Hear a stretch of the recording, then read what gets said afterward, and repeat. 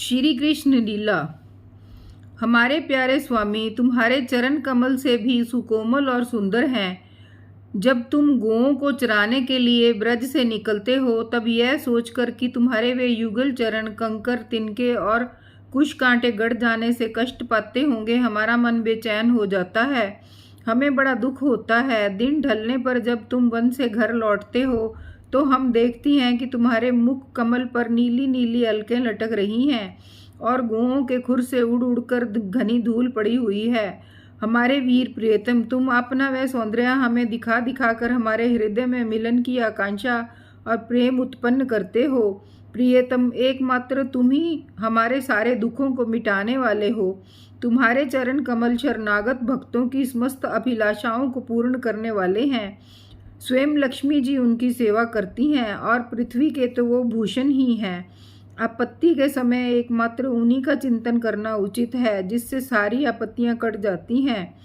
कुंज बिहारी, तुम अपने वे परम कल्याण स्वरूप चरण कमल हमारे वक्ष स्थल पर रखकर हृदय की व्यथा शांत कर दो। वीर शिरोमणे, तुम्हारा अधर अमृत मिलन के सुख को आकांक्षा को बढ़ाने वाला है। वह वीर्यजन्य समस्त शोक संताप को नष्ट कर देता है। यह गाने वाली बांसुरी भली भांति उसे चूमती रहती है।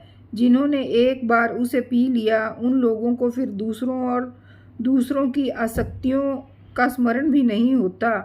हमारे वीर, हमारा वही अधर अमृत हमें वितरण करो, पिलाओ।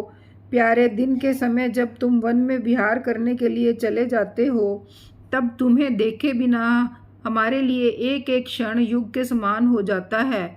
और जब तुम संध्या के समय लौटते हो तथा घुंघराली अलकों से युक्त तुम्हारा परम सुंदर मुखारविंद हम देखती हैं, उस समय पलकों का गिरना हमारे लिए भार हो जाता है और ऐसा जान पड़ता है कि इन नेत्रों की पलकों को बनाने वाला विधाता मूर्ख है।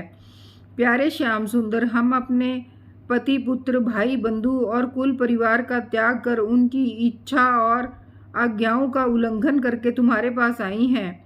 तुम हमारी एक एक चाल जानती हैं, संकेत समझती हैं और तुम्हारे मधुर गान की गति समझकर उसी से मोहित होकर यहाँ आई हैं।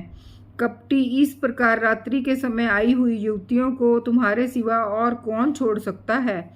प्यारे, एकांत में तुम मिलन की आकांक्षा प्रेम भाव को जगाने वाली बातें करते थे, ठिठोली करके हमें छेड़ते थे।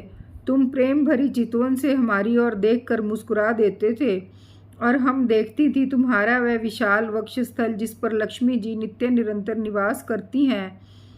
तब से अब तक निरंतर हमारी लालसा बढ़ती ही जा रही है और हमारा मन अधिकाधिक मुग्ध होता जा रहा है। प्यारे, तुम्हारी ये अभिव्यक्ति वृज वनवासियों के संपूर्ण दुख ताप को नष्ट करने वाली और विश्व का पूर्ण मंगल करने के लिए है। हमारा हृदय तुम्हारे प्रति लालसा से भर रहा है।